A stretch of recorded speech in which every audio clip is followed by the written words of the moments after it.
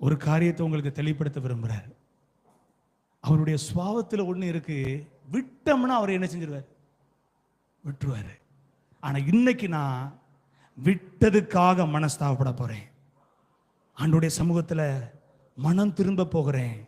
அவர் விரும்புற மாதிரி வாழ்வதற்கு என்னை ஒப்பு கொடுக்க போறேன். என்னை விட்டுறவே கூடாதப்பா. அல்லேலூயா சொல்லுங்க. அதனாலதான் நான் பிடிச்சா என்ன செஞ்சிருவேன்? நான் பிடிச்சா இனி நான் பிடிக்கிற மாதிரியான உறவு எனக்கு வேண்டாம். நீங்க என்ன செஞ்சுக்கோங்க? பிடிச்சுக்கோங்க.